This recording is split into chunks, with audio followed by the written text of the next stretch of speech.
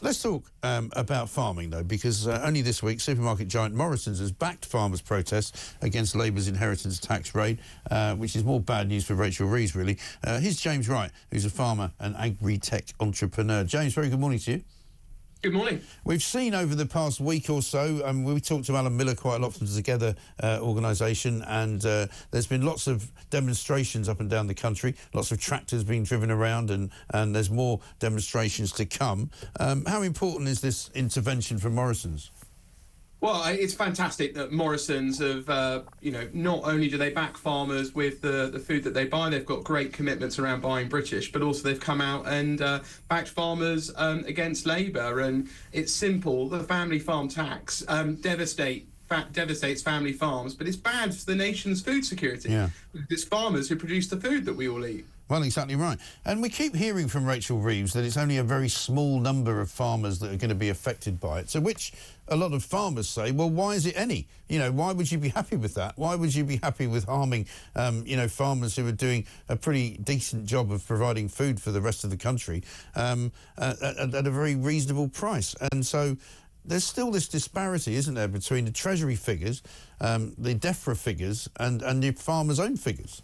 Yeah, well, I mean, why would you trust anything that Rachel Reeves says? So she's got her numbers wrong. The NFU, National Farmers Union, and other organisations say it's going to be thousands of farmers a year.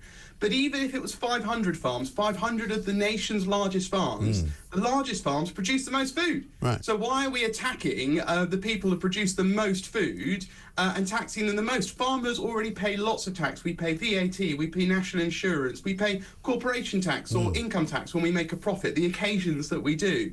But simple matter of fact is the inheritance tax is just too much. Farms' land is not worth its productive capacity. The small farm that we own, it would never earn the amount in my lifetime to pay the inheritance tax. Right. Now, I run a company alongside working, but if I had to rely on the income from farming, it's simple. I wouldn't be able to feed my children. Can you imagine that? A farmer not being able to afford to feed their own children. But that is a story for lots of farmers up and down the country. Yeah. Is this a case, do you think, of the sort of Westminster bubble not understanding how the rest of the country actually works? Because we do seem to have a government now made up of this kind of, managerial class of, university students who went on to become special advisors in government and worked in the civil service and then somehow got a job in Parliament.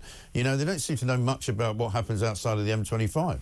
Yeah, I mean, is it a conspiracy or is it just mismanagement? And it's probably not a conspiracy, but it almost certainly is mismanagement. It's a bunch of civil servants, some of whom are brilliant, but a lot of them just don't understand what goes on beyond the M25. And Labour, I mean, Steve Reed is the MP for Croydon. He doesn't have a single, and he's the DEFRA secretary. He's the isn't a single farm in his constituency, and yet he's responsible for the nation's food security. I mean, what sense does that make? It makes no sense at all. And his previous job, by the way, was to be leader of Lambeth Council.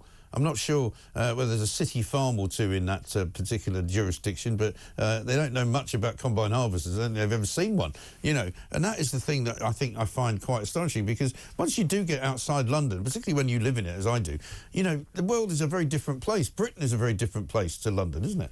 Yeah, absolutely. I mean, we live in rural North Devon.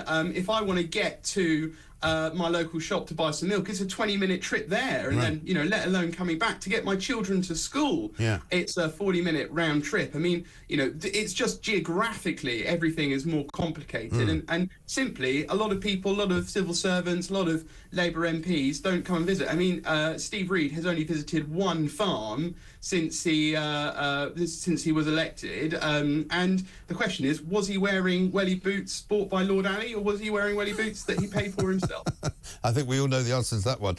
What's up next on the agenda for you guys? Is there going to be some more London action and more demonstrations in London? What's going on?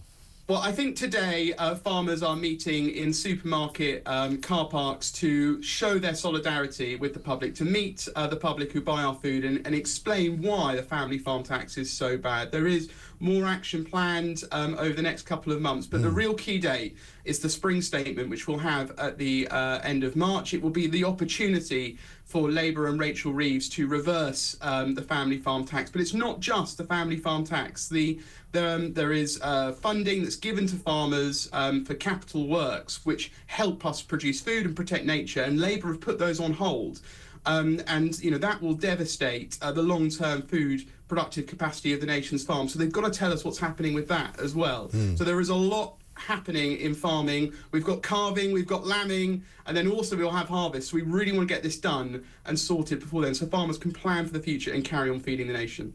Absolutely. Well, we wish you the best. Thanks, James, for talking to us. James Wright, farmer and agri-tech entrepreneur, saying how much it's helping farmers to know that Morrisons, amongst others, are now on their side and will help them with their protests against this government's ridiculous inheritance tax change, which is going to affect so many farmers, because the government still insists that they've got it right and everybody else has got it wrong.